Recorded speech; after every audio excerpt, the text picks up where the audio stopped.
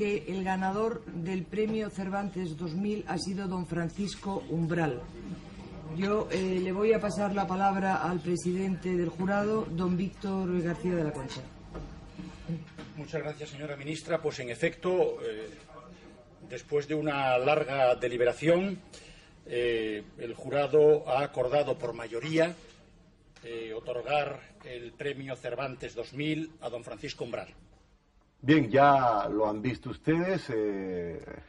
Ayer fue la concesión del Cervantes en su 25ª convocatoria al escritor Francisco Umbral, al escritor español Francisco Umbral. Se cumplieron algunas de los auspicios que se habían hecho en los medios, y además se cumplió también esa regla que dice que no es regla, pero taxativamente año tras año, salvo excepciones, se sigue cumpliendo, que es que un año le toca a un español y otro a un hispanoamericano.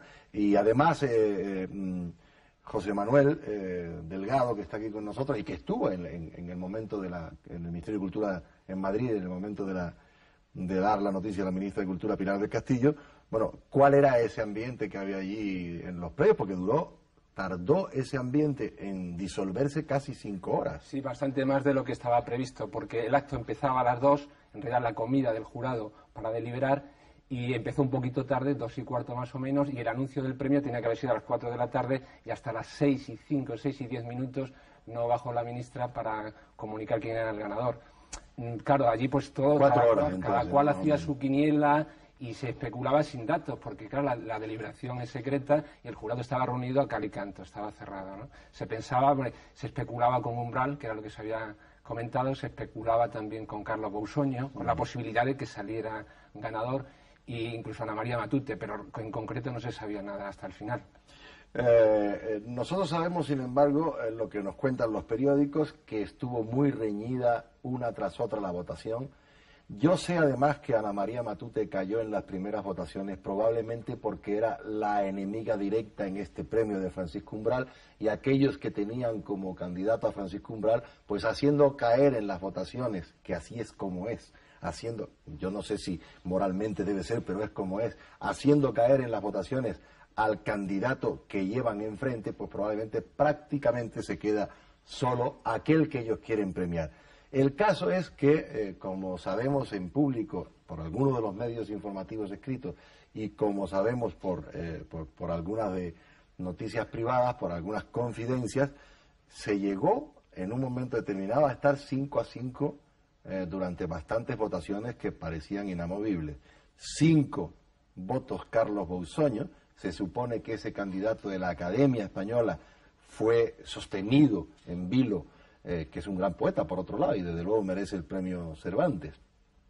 Fue sostenido en vilo por los votos de los académicos o los que estaban allí por la Academia, los miembros del jurado, y se supone que Cela y Hierro, a los que Umbral dedica en los medios informativos hoy el premio, sostuvieron la candidatura de Umbral. ¿Se decía algo eso después al final? Sí, se comentaba. Creo que vale la pena comentar o mencionar a algunos de los miembros del jurado para que lo sepan los telespectadores.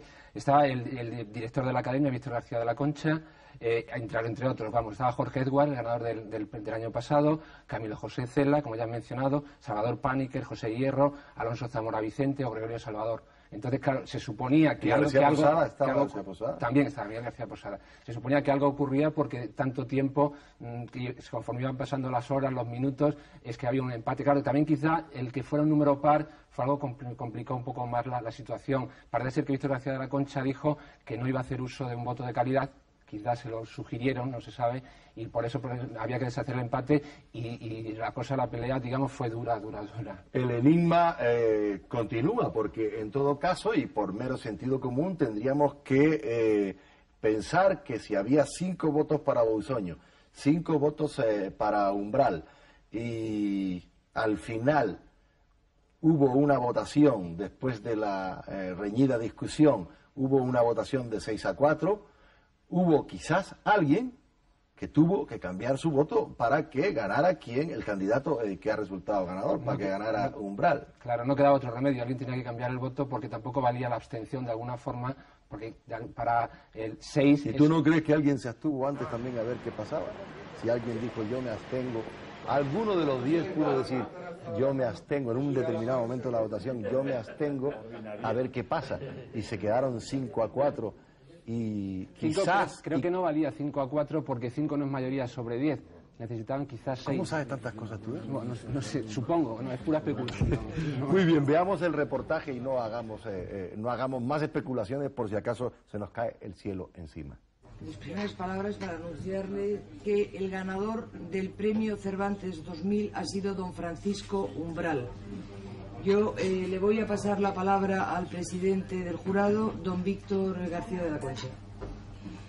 Muchas gracias, señora ministra. Pues en efecto, después de una larga deliberación, el jurado ha acordado por mayoría otorgar el premio Cervantes 2000 a don Francisco Umbral.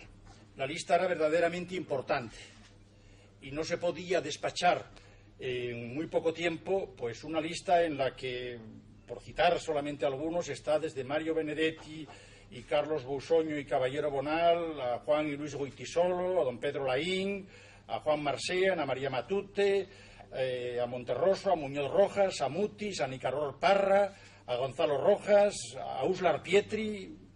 Ustedes comprenderán que no se podía despachar en poco tiempo esta lista. Hubo intervenciones detenidas y ricas sobre las distintas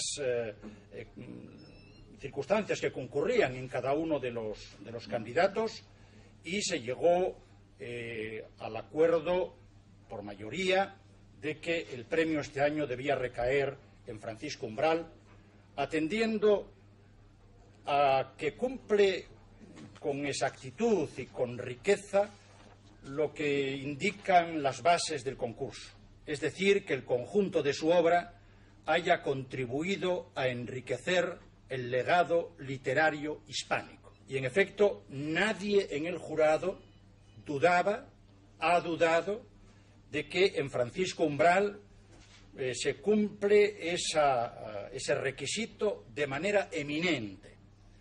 Y varios miembros del jurado han puesto de relieve que se trata de un creador del lenguaje, un verdadero creador del lenguaje, al cual es muy difícil incluso imitar, porque no se trata de un creador de pastiches, sino de un creador absolutamente original, que va innovando constantemente, que va enriqueciendo, que ha cultivado además una enorme amplitud de géneros literarios, la novela, el ensayo, el artículo, la lectura de los clásicos, la relectura de los clásicos, etcétera, y por ello pues el jurado al final, aún sintiendo no poder otorgar más premios, pues ha decidido otorgarlo por mayoría a don Francisco Umbral. Pues muchas gracias y perdonen la demora.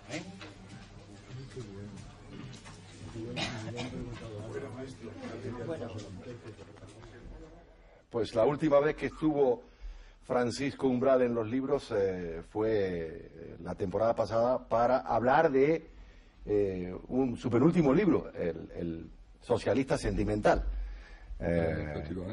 Hoy estás por una grandísima razón, que es un día único. Ya saben ustedes que al señor Umbral, a don Francisco Umbral, a Paco Umbral, para los amigos se le ha concedido, creo que merecidamente, como ya hemos dicho, el premio Cervantes, que es el 25º. Muchas enhorabuenas. Muchas gracias. Muchas felicitaciones, Paco. Muchas gracias. Yo vengo obligado a preguntarte algo demasiado obvio, pero que vengo obligado a preguntártelo por su propia piedad. En realidad, ¿tú esperabas en alguna ocasión en los últimos tiempos poder ganar este galardón?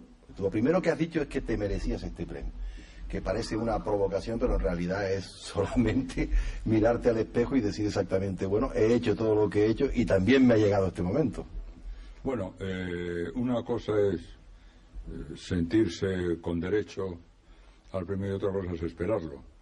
Yo, la verdad es que lo he esperado poco. ¿Cuántos años? No, años ninguno, vamos, no. Del año pasado a este, porque el año pasado estuve a punto al borde de ganarlo. Entonces ya me nació una cierta esperanza. Lo cual no quiere decir que uno se quede nunca como escritor esperando un galardón, que es lo que hacen muchos, sino que tú has seguido escribiendo como si tal cosa todos los días, perpetua y constantemente. Por supuesto. El premio es lo accidental, un accidente glorioso, pero es lo accidental, y lo fundamental y lo esencial y lo verdadero es trabajar, escribir todos los días. Todos los días. Invariablemente tu día de escritura, ¿qué es? ¿La mañana? La mañana para el periodismo y la tarde para los libros. Y utilizas esa doble sintaxis con una disciplina marcial del escritor, sí, bueno, que trabaja como un obrero en realidad. Como un obrero, más que un obrero. Más que un obrero.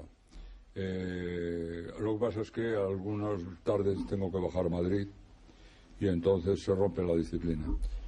Y otra de las cosas que me gustaría preguntarte hoy, así al socaire del premio, es la unanimidad de los periódicos de Madrid y Barcelona, unos más y otros menos, pero ha habido como un aplauso completo y absoluto a la concesión del Cervantes a Umbral, con lo cual, en fin, no digo yo que se parezcan a la época de Franco, pero ha habido unanimidad a la hora de decir, bueno, pues muy bien concedido.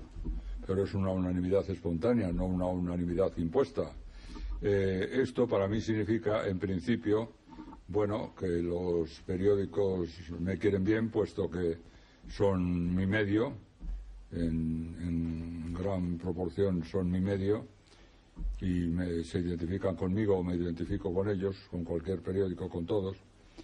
Y, por otra parte, que en estos grandes premios se suele incurrir en el escritor ya de obra cerrada, terminada, acabada, completa, se va como premiando una vida ya, y una obra, pero también una vida. Este señor ya le sacramentamos. Entonces, hay como una alegría general cuando una persona que todavía no da síntomas de autopsia, vamos. De cansancio, senilidad y claro, autopsia. Pues entonces, hombre, mira, este señor, yo creo que es lo que ocurrió con nuestro admirado Cabrera Infante, ¿comprendes?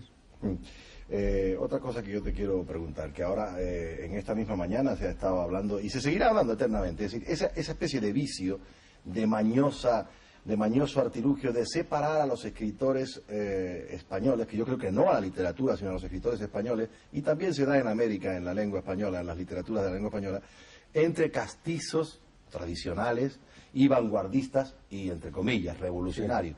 Y hay una suerte de vicio irritante que es poner siempre a Cela y a quienes siguen a Cela como escuela en el ámbito de los castizos, y colocar a Benet y a quienes siguen a Benet, o son falsos o reales albaceas de Benet, fundacionalmente dicen ellos, en los vanguardistas. ¿Tú no crees que hay una falacia? Bueno, yo creo que eso es no haber leído a Cela. Es decir, que oficio de tinieblas, o pisando la dudosa luz del día,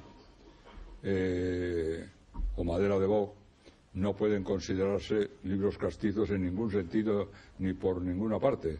No hay posibilidad. Así que, bueno, además, el casticismo supone una adhesión a lo castizo, que es la de Campoamor, la de Mesoneros Romanos, una adhesión a aquello, ¿no? En cambio, en el caso de Cela, no hay adhesión, sino que hay, que es el caso de Valle Inclán y de algún otro, incluso de Baroja, hay esperpento. Es decir, hay una observación de lo castizo, pero una observación irónica, esperpéntica, a veces cruel. De modo que estos escritores que digo están muy distantes del casticismo. Castizo era Mesonero Romano. Larra escribía de lo mismo que Mesonero, pero no era castizo, porque hacía un casticismo crítico, digamos. Ya no era castizo. Otra cosa, Paco, a ti te concedieron también legalmente, entre comillas, el premio Príncipe de Asturias de las Letras, sí, hace unos años.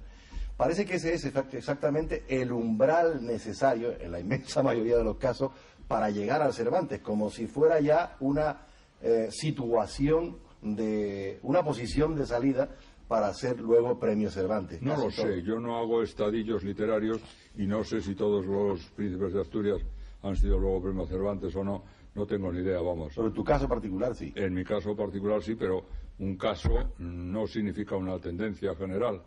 No lo sé, es que no. Hay como, no lo sé. hay como 4 o 5 ya, pero en fin, no, Bueno, sí, no mueve el molino la A situación. lo mejor es así, no lo sé. Y otro de los vicios de los que a mí me gustaría hablar hoy en este día tan feliz para todos, otro de los vicios preclaros, yo creo que inveterados de la intelectualidad universitaria y académica, no solo en España sino también en América, es no perdonar y en todo caso no consentir o tratar de no consentir que el escritor haga, cualquiera que sea el escritor, haga 2 o 3 cositas, 2 o 3 cosas bien hechas a la vez, simultáneamente. Ya no digo ni siquiera aquel escritor que se permite escribir ensayo, escribir novela, escribir crónica y definirse incluso, como tú lo has hecho en muchas ocasiones, escritor en periódicos. Sí. ¿Por qué ocurre eso en este país, que me parece que es el único país o la única? Bueno, en este país se perdona difícilmente que alguien sepa hacer una cosa bien, pero si encima hace 2, ya es insoportable. Pero tú crees Ya que a no ti puede te lo ser. han perdonado eso de hacer 2 o 3 cosas, de que se No. diga de ti, por ejemplo, lo que ha terminado por decir la inmensa mayoría de la gente, que tú, como umbral y como escritor, eres francamente un género literario en todas Sí. tus concepciones. Sí, bueno, es que ocurre que yo siempre hago lo mismo. Desde el periódico hasta el ensayo, pasando por la narrativa, por lo que quieras, y yo siempre hago lo mismo. Yo siempre hago umbral.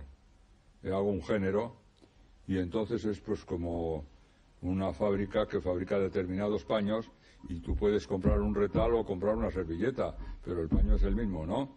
Entonces el artículo es la servilleta, digamos. Es lo mismo, es lo mismo. La diferencia está solo en la longitud del escrito, que un libro puede tener 300 páginas y un artículo 2. Pero yo soy exactamente el mismo. Decía, creo que decía Balzac que la novela era la historia privada de las naciones. Leyendo a Paco Umbral, como muchos de ustedes en el periódico El Mundo de Madrid, todos los días, uno llega a la consecuencia de que, en todo caso, tú has inventado entre comillas y sin comillas, un nuevo género de articulismo.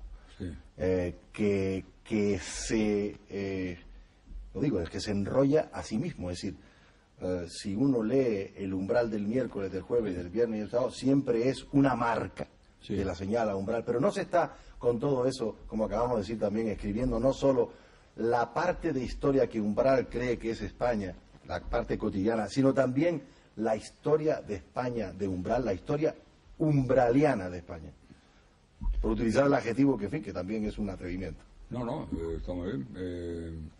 Sí, efectivamente. Efectivamente, es que en el periodismo tiene que haber presente, pasado y futuro. Aunque esto parezca novedades o vaguedades. Sobre todo hay que servir el presente. Pero para servir el presente hay que tener muy presente el pasado. Y hay que avizorar de alguna manera, con un instinto periodístico, el futuro. Y sin esas 3 dimensiones el artículo no funciona.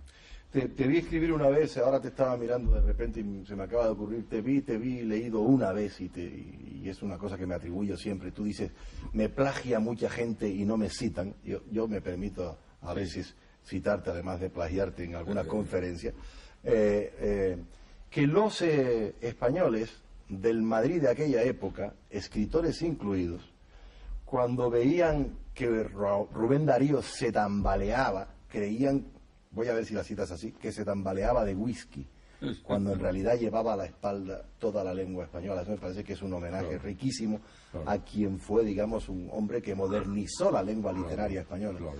¿Cuál es tu idea de Rubén Darío?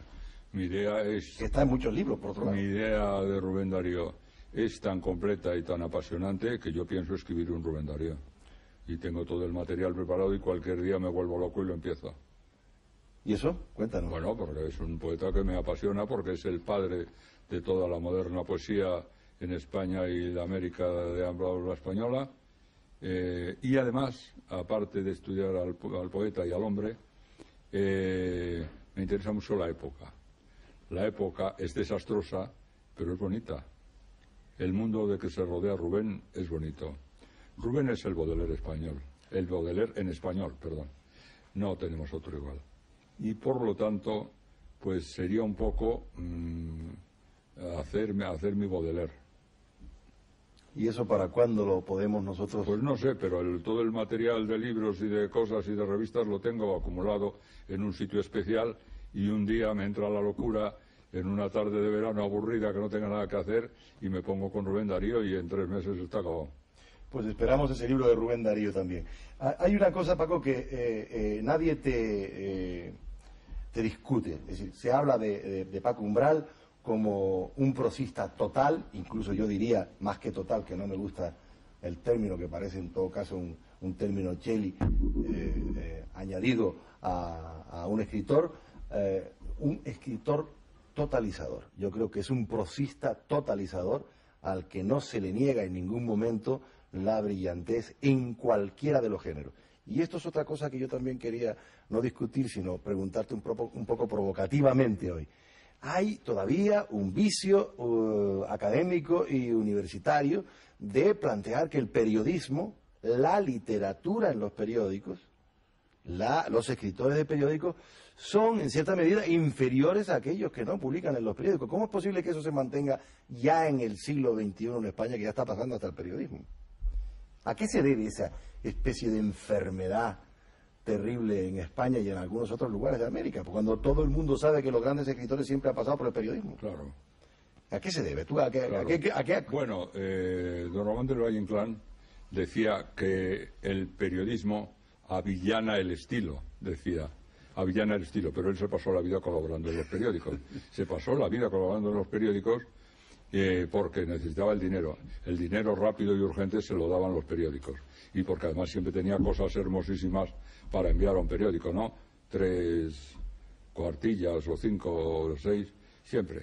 A veces no sabía lo que era, porque hay una ocasión en que manda un anticipo de Divinas Palabras, no sé si al País de entonces, creo que es al País de aquel país, primero, y lo subtitula novela, Divinas Palabras. O sea que creía que estaba escribiendo una novela en aquel momento.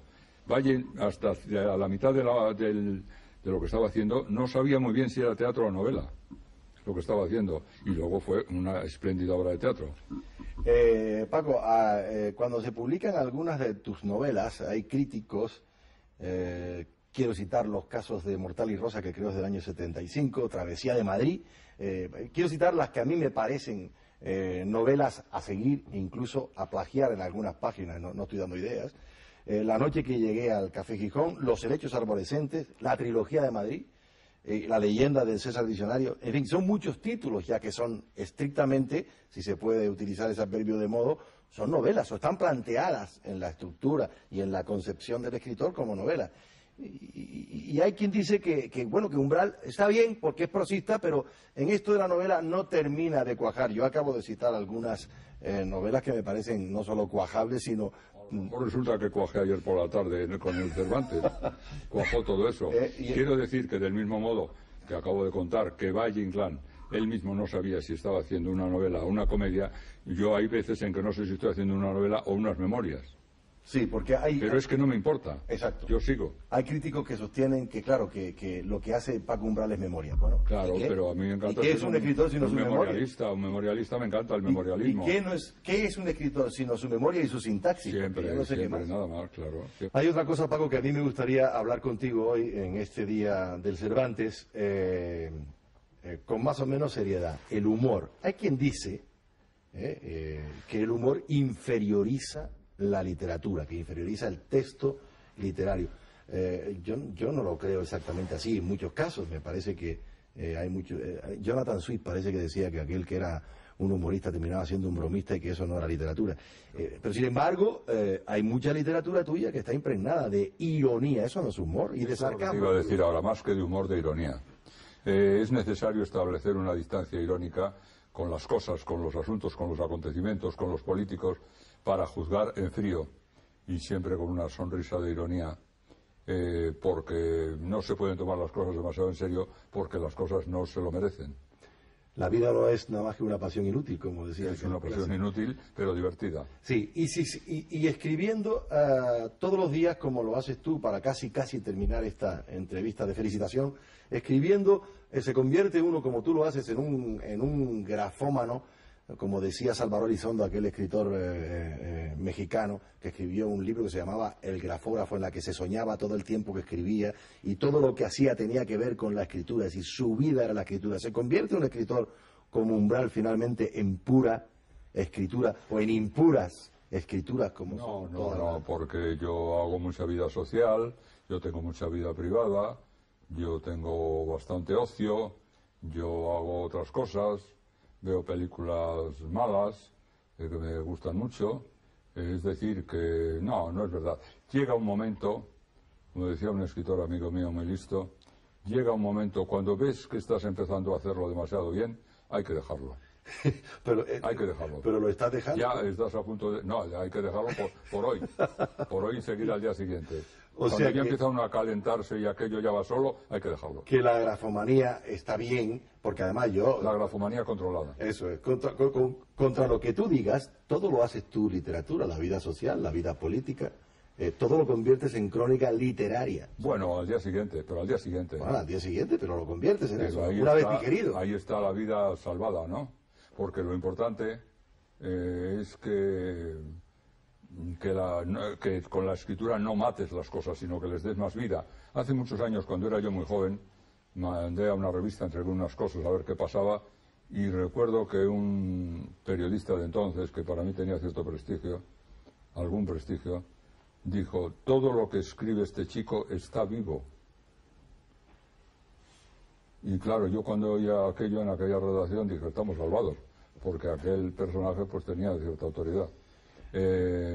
Todo lo que escribe este chico está vivo. ¿Qué coño? Qué bien lo ha visto. Otra cosa que, para terminar, que esta sí es la última pregunta, me gustaría que lo fuera. Siempre se dijo que escribir en España era llorar, En Madrid, Larra dijo en Madrid. En Madrid, pero en realidad, por extensión, podría ser. En provincias es peor, ¿no? Se llora más. En provincias se llora más. Y no es por cultura de la queja, ni por costumbre de la cultura de la queja, sino porque es así.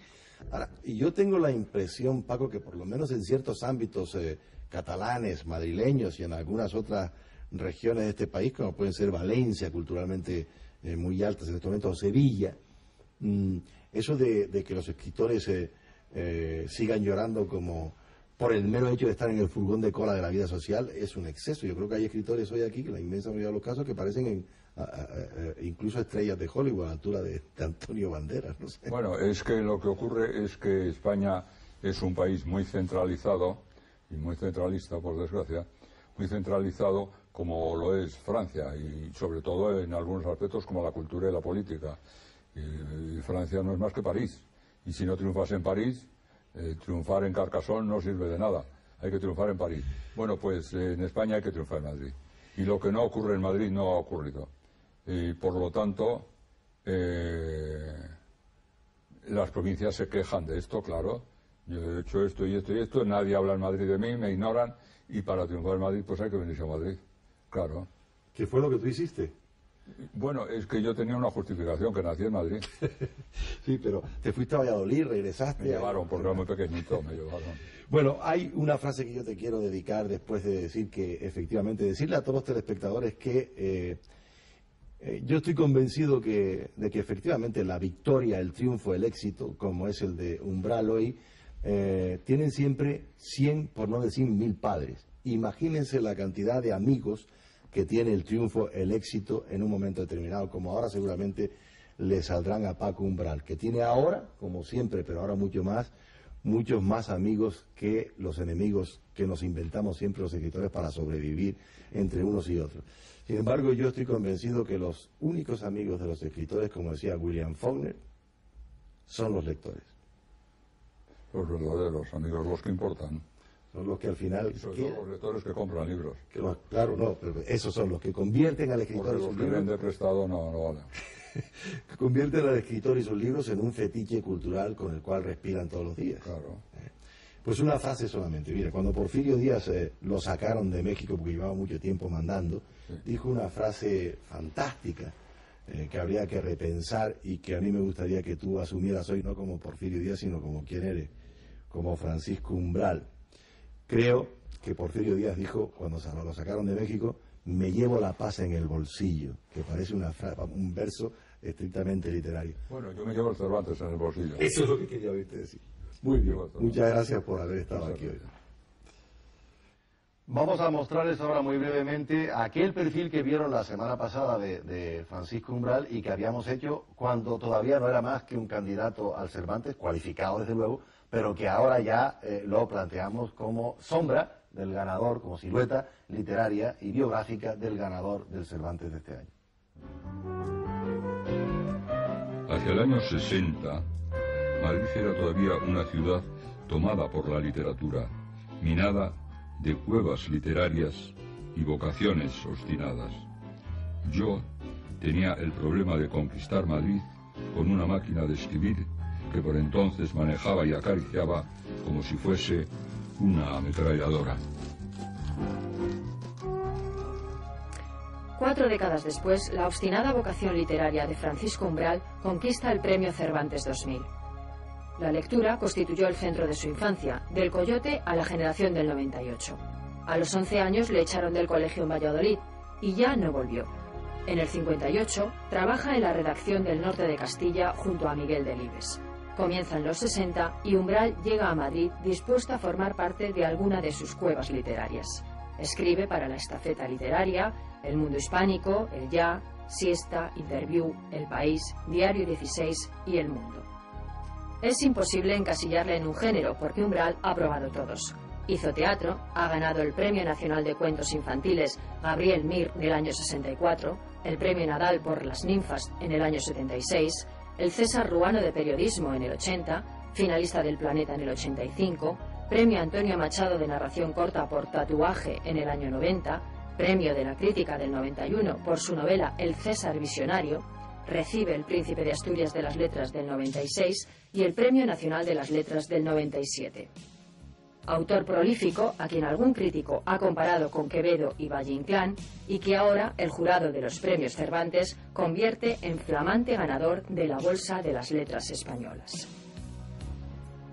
Ustedes recordarán, los que siguen fielmente la emisión de los libros, que la semana pasada hicimos un programa sobre el Premio Cervantes, que ha sido otorgado esta semana a Umbral, que ya hemos traído aquí, y en aquella ocasión tuvimos con nosotros a Santos San Villanueva, y por lo menos como agradecimiento y también para cubrirnos de prestigio, lo hemos vuelto a traer a este programa nuestro, que también es el suyo y el de todos ustedes, para hablar ahora de los libros de Umbral y para hablar también, en todo caso, de la importancia de Umbral en el ámbito de la literatura española, incluso de la literatura, de las literaturas escritas en lengua española, que a mí me sigue gustando el plural.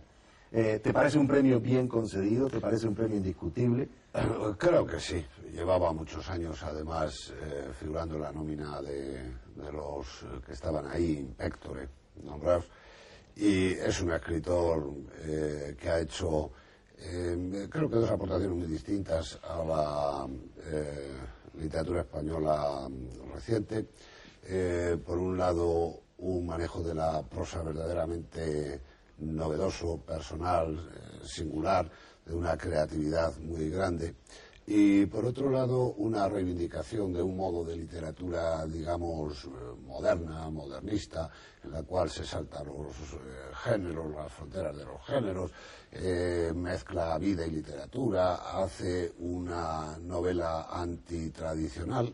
Él desprecia mucho a los escritores tradicionales, que de alguna manera pues conecta la literatura española con corrientes que no son muy habituales en nuestras letras, que podríamos decir una postura pues más o menos anticasticista. Y esto pues tiene mucho mérito en una literatura que suele tender más bien a lo contrario. Pero por ejemplo, contra lo que tú estás diciendo y contra lo que hemos hablado incluso con Paco Umbral hace unos minutos y contra lo que sostiene tanta gente, Umbral, en términos universitarios y en términos académicos, incluso me atrevería a decir en términos de cultura elitista, figura como un escritor no casticista, pero sí tradicional, un escritor de periódicos que se intenta inferiorizar. No se trata ya de gustos literarios, que yo puedo tenerlo y me puede gustar Umbral o no. Figura como una especie de una suerte de escritor que, en fin, que está muy bien, que escribe todos los días en los periódicos, y no se tiene en cuenta algunos de los títulos que son incluso mejores que los que critican esa historia, ¿no? Sí, pero lo que pasa es que el prestigio universitario muchas veces se mueve en torno a circunstancias. Por ejemplo, que un escritor encaje en una generación es definitivo para que tenga su lugar en la historia. Y Umbral, por el momento en que empieza a escribir, por su actitud literaria, pues encaja muy mal en las corrientes literarias de la posguerra. Umbral no es del realismo y tampoco es experimental, y hace una literatura medio lírica cuando las cosas van, tu promoción y vais por un experimento un poco enloquecido que a él no le interesó nunca, y él engarza además con una corriente Umbral, y yo no sé si a lo mejor te va a parecer un poco desatinado lo que voy a decir, enlaza con el barroco español. No me parece desatinado. Umbral es un barroco, lo apruebo. Barroco pasado por Gómez de la Serna y por el sesgo personal. Entonces, en España tiene más repercusión una prosa, digamos, cervantina que quevedesca. Y Umbral es más Quevedo, más Gómez de la Serna, más Valle Inclán que Cervantes, y por supuesto que Galdós, al que él desprecia, o que Baroja. O que Baroja, quien también, no sé, desprecia a Baroja o simplemente lo sitúa. Bueno, le pega a alguno de esos habituales rejonazos suyos que descalifican al escritor, pero yo creo que en el fondo, porque Umbral es muy buen lector.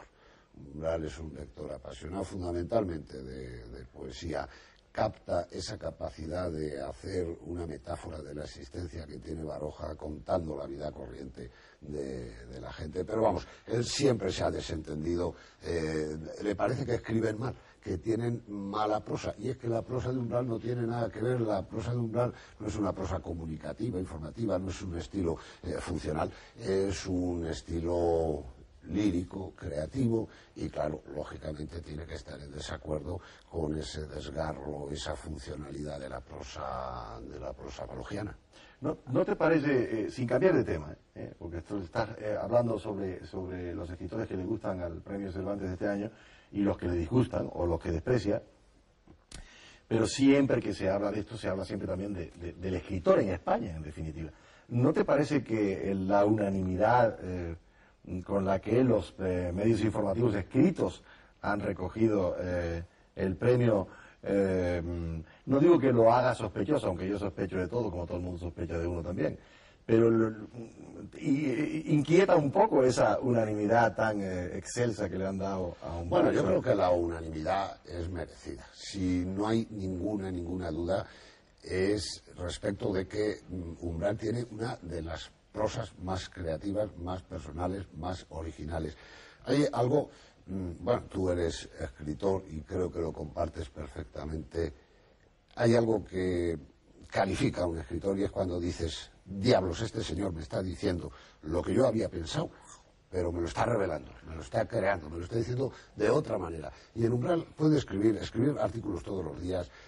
Yo creo que es una cosa muy fatigosa y muy dura, pero es rarísimo el artículo de Umbral en el que no tenga un hallazgo, de un tema que no te interesa para nada. Una frase, un hallazgo, un adjetivo bien situado. Un fulgor. ¿Y tú crees que eso, porque claro, solo captamos nosotros, pero tú crees que eso lo capta el gran público? El público se da cuenta, porque hay mucha gente que cree que el público en general es tonto. Yo pienso que no. El público es más listo de lo que parece.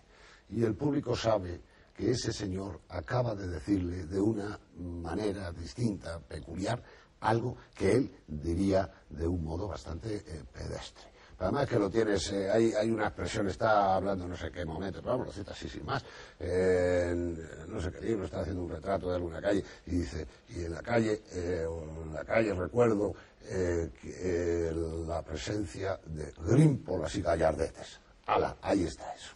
Y ya vale. Que no es exactamente o solamente un detalle lírico, es, digamos, el remate del capitel corintio. Sí, sí, es retorcerle el cuello a la lengua para crear, para buscar, para encontrar, para expresar el adjetivo que define precisamente una situación, un estado o un hecho. Y eso Umbral lo borda. Por eso Umbral es un prosista excepcional.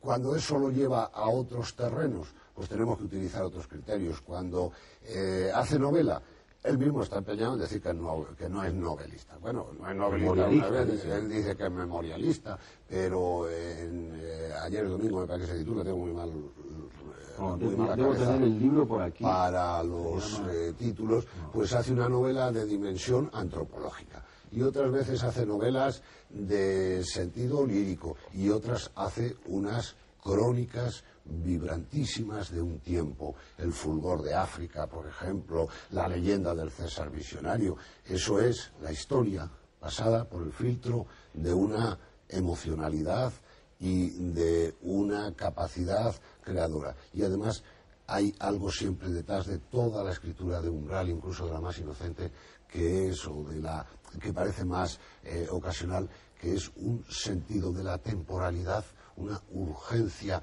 en proyectarse en el tiempo que lo conecta con Proust y con, digamos, una de las grandes líneas de la literatura universal de nuestro siglo.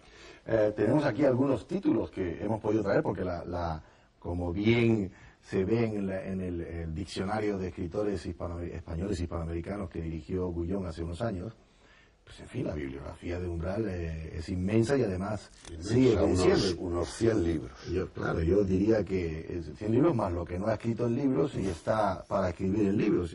Acaba de darnos también la noticia de que quiere escribir un libro sobre Rubén Darío, lo cual estaría muy bien, sobre todo por su parte. Pero nosotros tenemos algunos libros aquí de los cuales podríamos comentar algo, Santos, si a ti te parece. Por ejemplo, Mortal y Rosa, ¿qué representó Mortal y Rosa? ¿O qué cualquier otro de los libros que tenemos aquí, que a veces son misceláneas, pero otras veces, cuidado, son libros. No, son libros de envergadura. Mortal y Rosa es quizá, buscando uno, creo que es el libro más certero, más pleno, más conmovido, más dolido, más entrañado de Umbral, que tiene una cierta imagen, además de despego aquí, digamos que se desnuda el yo y le sale un yo íntimo, dolido, elegíaco. Es una novela, yo no sé, no es una novela, es poesía, pues está más cerca de la poesía, es novela lírica, es novela poemática, es la elegía por la pérdida del hijo, con una intensidad, con una vibración, con un brillo expresivo que se ha conseguido muy pocas veces. Es, por otra parte, un libro bastante conocido suyo, pero y junto a este yo siempre pongo otro que emparenta con él, que es El hijo de Greta Garbo, que es el mismo Umbral. Es el libro, Mortal y Rosa es el libro del hijo, el hijo muerto. El hijo de Greta Garbo es él como hijo. El libro de la madre muerta. Es la elegía por la madre, es el deseo de, lo dice al final, de preñarse de la madre. Pero además es un libro de una intensidad elegíaca enorme, pero de una capacidad reveladora de testimonio. Aquí está la más oscura, la más terrible España de la posguerra, la España provinciana de Valladolid, de esa madre que admira a hazaña y sufre la represión de la gente, del hijo que trata de labrarse un porvenir en oficios, en ocupaciones administrativas que le repelen, el hijo que quiere ser escritor y que quiere parecer, entre comillas, escritor y que se labra esa imagen. La madre termina de una manera tremenda cuando la madre, fiel a unas convicciones de las que por otra parte tampoco hace ningún alarde, rechaza la visita del sacerdote que le lleva a los últimos auxilios espirituales. Es el libro de una España oscura, triste, que Umbral la convierte en una especie de metáfora. Y este es uno de los grandes aciertos de Umbral. el hablar de realidades que son lo que son, que reconocemos lo que hemos vivido en provincia, sabemos que esa miseria moral, esa pobreza material,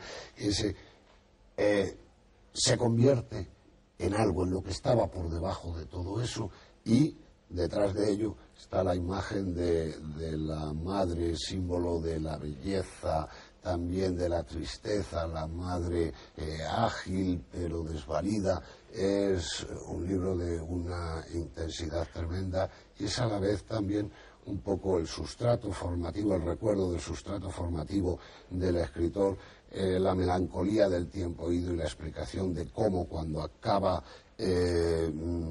cuando la madre muere, eso no lo cuenta aquí, eso lo cuenta en los cuadernos de Luis Vives, que es otro libro muy hermoso. Él sale disparado, dice, como una carta urgente y certificada con un destino que era Madrid.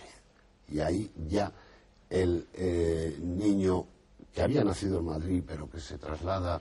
Claro, porque él nace en Madrid pero se lo llevan y el regreso lo hace él, que es lo que yo trataba de decir. El regreso lo hace él después de una experiencia humana, yo creo que muy intensa, y que de esa intensidad sale la hondura, la veracidad de lo que escribe. Hace poco se ha publicado en una revista especializada el boletín de estudios biográficos que publica la Universidad de Barcelona y que como revista especializada no conoce prácticamente nadie más que los especialistas, un trabajo de documentación muy bien hecho sobre, digamos, esa etapa menos conocida de umbral, el umbral de padre represaliado, de padre que es como una figura que nunca aparece mucho la madre, y esa vivencia del niño de provincias en una sensación de orfandad, pero a la vez con la figura impresionante de la madre, con la ayuda de las tías que le llevan al cine, que le llevan al teatro, que le dan a leer las cosas de la época, toda esa formación y a la vez la necesidad. Es lo que yo creo, Santos, que esa literatura está inventando al escritor constantemente. Él se cincela, se dibuja, se describe, se tatúa, se cicatriza. Umbral, su escritura como él quiere ser. La literatura de Umbral es la recreación de la imagen que Umbral quiere dar y que no siempre es, creo, la imagen se traslada, ¿no?, del umbral real, sino que es la imagen que él ha querido hacerse, muy en la línea, por otro lado, de la bohemia, del propio Valle Inclán, con quien emparenta tantas veces el escritor. Entonces es no reflexionar sobre la realidad como tal realidad, sino escribir siempre de la realidad a través del filtro del yo. Y eso ocurre también con sus libros de crítica, con muchos de sus artículos. Leer, por ejemplo, el diccionario de literatura o las memorias. Y yo creía que había traído, pero no sé si ha desaparecido de mi mesa. Sí, pues si fuera para leerlo, pues mucho mejor. La he visto por aquí, pero leer lo que Umbral dice de otros escritores, como si uno leyera este diccionario que tú tienes aquí, o como si leyera el Espasa para informarse, es un error completo. Yo querría, ya saben ustedes, ya se han dado cuenta, ¿no?, que el que sabe, como Santos San Villanueva. Pero en fin, yo querría recomendar dos títulos más que recomendar, Santos, recordar. Trilogía de Madrid, que a mí me gustó mucho, además, como ejercicio de lectura, y Los helechos arborescentes, que fue también un libro que salió en 1980 en el verano, que fue un libro una novela. O novelas umbralianas, que representó, como dicen los técnicos, un hito en la propia literatura de Umbral. Creo que estos dos libros también deberían figurar en el cuaderno de honor de toda esa enorme bibliografía. Y lo digo y lo hago para terminar, porque se nos acaba el tiempo. Me gustaría nuevamente agradecerte tu presencia aquí. No, gracias a ti por tu confianza. No, por favor. Solo me faltaba a mí eso. Ya vuelvo a repetir que el que sabe y se nota enseguida. Y yo lo único que sé es que Santos sí sabe, y por tanto lo traeré aquí cada vez que él quiera venir y cada vez que me sea, que será siempre necesario. Espero que les haya gustado este programa excepcional, porque lo hemos hecho en función de la actualidad, en función de la concesión del 25º Premio Cervantes al prosista, al novelista, al escritor digo lo de verdad, al poeta Francisco Umbral. Así que... Está muy bien observarlo de poeta. Claro que sí. Muchísimas gracias y hasta la semana que viene, que entonces sí, lo más seguro es que tengamos aquí a Luis Rojas Marco con La locura de la felicidad.